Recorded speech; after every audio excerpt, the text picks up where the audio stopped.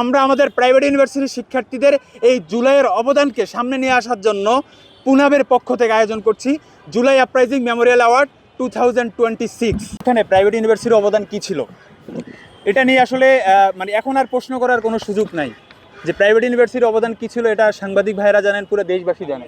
গত ইন্টারিম সরকারও 18 জুলাই বেসরকারি বিশ্ববিদ্যালয় প্রতিরোধ দিবস পালন করেছে। বর্তমান সরকারও 18 জুলাই বেসরকারি বিশ্ববিদ্যালয় প্রতিরোধ দিবস পালন করবে।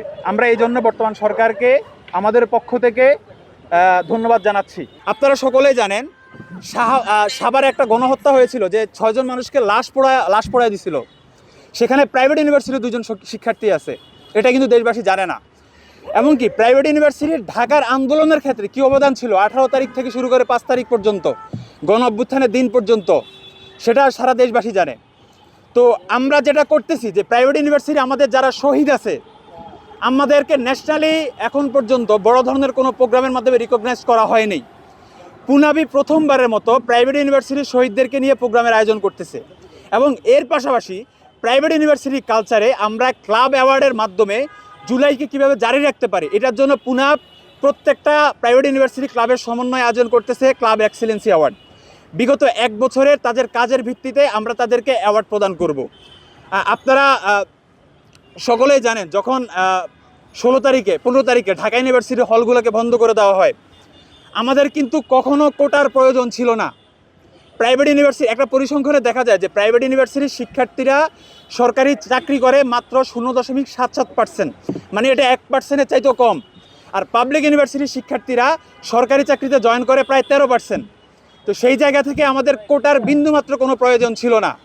তো সেই জায়গা থেকে প্রাইভেট ইউনিভার্সিটির শিক্ষার্থীরা আন্দোলনে নেমেছিল একমাত্র যখন আমাদের ভাইদেরকে গুলি করা হয়, আমাদের ভাইদের উপর হামলা করা হয়, তখনই আমরা রাজপথে নেমেছিলাম। তো আমরা আমাদের প্রাইভেট ইউনিভার্সিটির শিক্ষার্থীদের এই জুলাইয়ের অবদানকে সামনে নিয়ে আসার জন্য পুনাবের পক্ষ থেকে আয়োজন করছি জুলাই আপরাইজিং মেমোরিয়াল অ্যাওয়ার্ড 2026। নতুন প্রজন্মকে ইতিহাস সম্পর্কে জানানো এবং দেশের বেসরকারি বিশ্ববিদ্যালয়গুলোর ক্লাব ও সংগঠনের বিগত 1 বছরের কার্যক্রম, সৃজনশীলতা, উদ্ভাবন, সাংগঠনিক দক্ষতা এবং সামাজিক প্রভাব মূল্যায়ন করে 10টা ভিন্ন ক্যাটাগরিতে সেরা 30টা ক্লাবকে আমরা সম্মাননা প্রদান করব।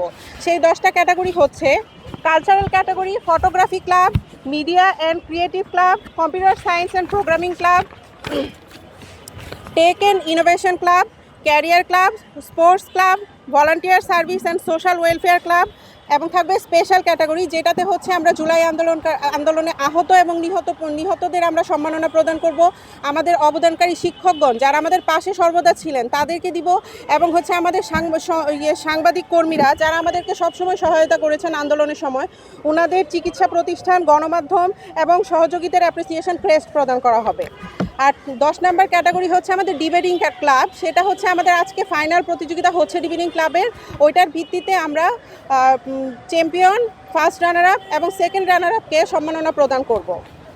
আর আমাদের প্রোগ্রামে অনারেবল গেস্টরা থাকবেন হচ্ছে standing committee member doctor Abdul Moin Khan from BNP, education ministry doctor Ehsanul Haque Milon, state minister Ishraque Hossain, আমি ঢাকা নর্থ সিটির Mohammad Selim Uddin, member of parliament Mir Ahmed Bin Kashem, chief adviser পুনাব শামসুল আলম লিটন, এবং member of parliament Nadia Pathan Papon MP এবং আতিক মুজাহিদ এনসিপি এমপি। 26 জন শহীদ হয়েছে।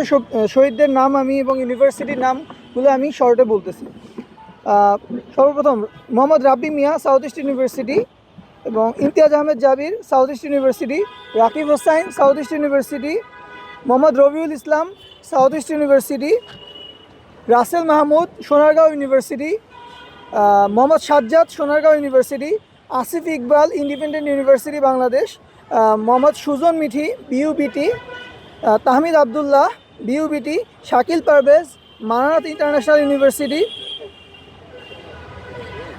Ahnab Abir Ashrafullah, North South University, উনি নর্থ সাউথ ইউনিভার্সিটির একজন স্টাফ ছিলেন, Shakil Parvez, Manarat university, Abdullah Abir, North South University, Sakib Anjum, Barendra University, এবং Kawsar Mahmud, BGC Trust university.